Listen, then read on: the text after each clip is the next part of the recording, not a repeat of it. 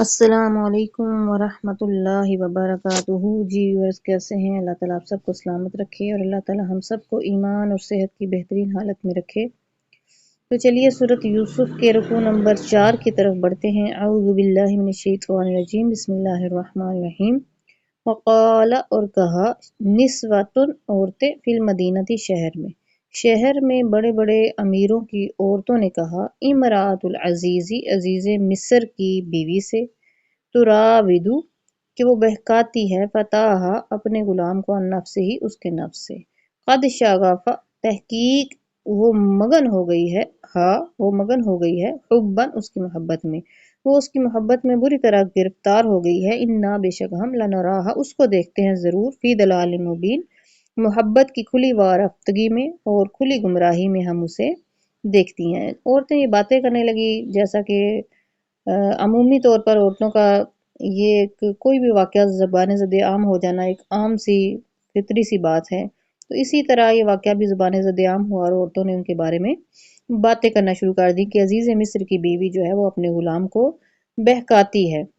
فلما پس جب سمعت سنا بمکرہن ان کی مکارانہ باتیں، ان کی مکر اور فریب کی باتیں، ارسلت بھیجا الیہن ان کی طرف ایک پیغام بھیجا دعوت کے لیے، وعتدت اور تیار کر لی لہن ان کے لیے متکئن ایک مجلس،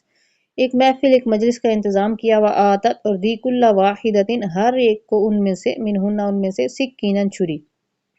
ایک دعوت تیار کی، ان کے آگے پھل رکھ دیے گئے اور ان سب کو ایک ایک چھری دے دی گئی۔ وقالت خروج اور اس عورت نے، زلیخا نے کہا حضرت یوسف علیہ السلام سے، وہ خروج نکلیے، تھوڑی دیر کے لیے آئیے، علیہن ان پر سے گزر جائیے، یعنی کہ ان کے سامنے سے ہو کر گزر جائیے تھوڑی دیر کے لیے۔ فلما پس جب رأینہ انہوں نے دیکھا اس کو، یعنی حضرت یوسف علیہ السلام کو، ہو کی ضمیر مذکر کے لیے آتی ہے، اکبرنہ تو وہ بیان کرنے لگیں، بڑھائی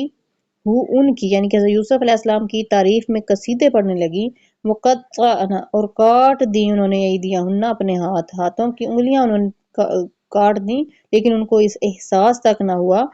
وقلنا اور وہ کہنے لگیں، حاشا للہ اللہ کی پناہ، ما ھذا بشرا یہ تو انسان معلوم ہی نہیں ہوتا،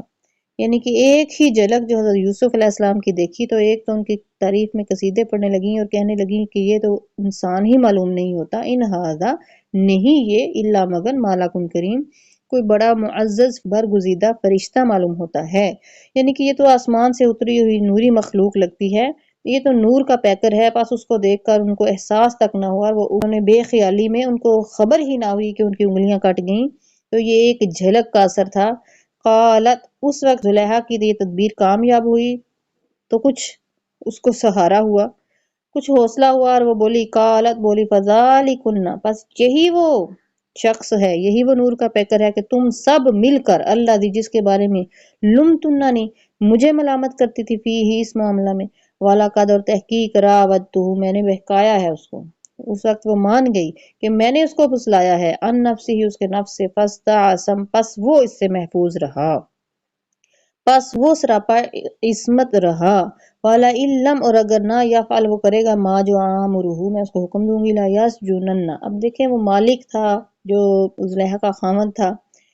خاوند کے سامنے بھی وہ ایسی باتیں عورت کرنے لگی، محبت میں اس قدر گرفتار تھی کہ اس نے کہا کہ اگر میں جو کہتی ہوں وہ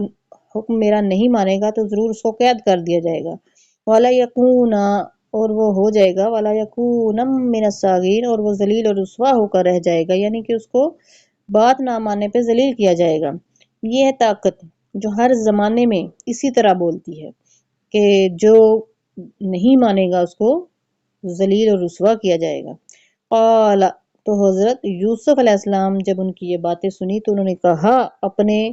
پالنے والے اس مالک سے جس کے ہاں وہ ٹھہرے ہوئے تھے، اس کو انہوں نے ربی رب کہا۔ اب یہاں پہ آتا ہے کہ یہ کیسا لفظ ہے کہ ربی کا لفظ انہوں نے اپنے اس مالک کے لیے استعمال کیا۔ جی ہاں، مفسرین بیان کرتے ہیں کہ ایک معنی حقیقی ہوتے ہیں اور ایک مجازی معنی ہوتے ہیں، تو یہ مجازی معنوں میں وہی لفظ رب اس مالک کے لیے حضرت یوسف علیہ السلام نے استعمال کیا، حقیقی معنی میں یہ لفظ رب جو ہے یہ صرف اللہ تعالیٰ کے لیے استعمال کیا جا سکتا ہے، تو اس لیے اس کو حقیقت اور مجاز دو الگ الگ خانوں میں تقسیم کیا گیا۔ جس طرح ہم ایاک نعبد و ایاک نستعین پڑھتے ہیں تو اس میں بھی مدد حقیقی طور پر اللہ تعالیٰ کی ہے، لیکن مجازی طور پر دنیا میں بھی ہم مختلف مواقع پر بیمار ہوتے ہیں تو ڈاکٹر سے مدد لیتے ہیں، جب تنگ دست ہوتے ہیں تو کسی سے قرض لیتے ہیں، مدد لینے جاتے ہیں، مشکل میں ہوتے ہیں تو کسی کو پکارتے ہیں۔ تو یہ پکارنا یہ سب مجازی طور پر ہوتا ہے، اس میں کوئی مذائقہ نہیں ہے۔ بس اسی طرح اس لفظ کے کہنے میں بھی کوئی مذائقہ نہیں ہے کہ حضرت یوسف علیہ السلام نے فرمایا کہ اے میرے رب،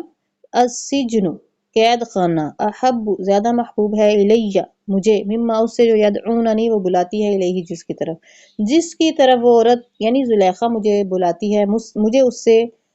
قید آنا بہتر ہے۔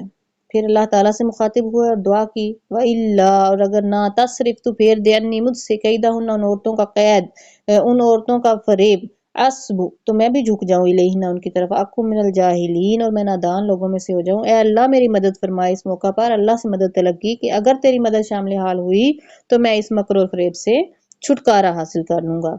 فاستجاب پس قبول ہوئی لہو ان کی رب، ان کے رب نے، پس ان کے رب نے ان کی دعا قبول کی، فصارف عنہ پس پھیر دیا ان سے قیدہن ان کا مکر و فریب، انہ بے شک وہ هو السمیع العلیم وہ بہت سننے والا ہے، بہت جاننے والا ہے۔ ثم پھر بدا جب ظاہر ہو چکی تھی لہو ان پر، من بعد اس کے بعد، ما جب رآو الآیات نشانی دیکھ چکے تھے اللہ تعالیٰ کی، جو اس بچے نے بول کر کہا تھا کہ قمیض اگر پیچھے سے پھٹی ہوئی ہے تو پھر یوسف علیہ السلام سچے ہیں، جب یہ نشانی بھی دیکھ چکے تھے، اس شیر خوار بچے نے بول کر کہہ دیا تھا، پھر بھی کیا کیا، لَيَسْجُنُنَّهُ ضرور اس کو ڈال دیں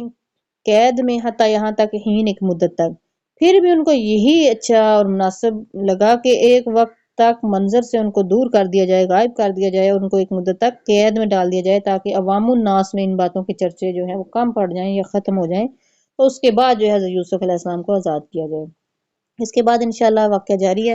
نیکسٹ رکوع نمبر 5 کے ساتھ ملاقات ہوگی۔ اپنا خیال رکھیے گا اور اپنے اس چینل کا بھی۔ والسلام علیکم ورحمۃ اللہ وبرکاتہ۔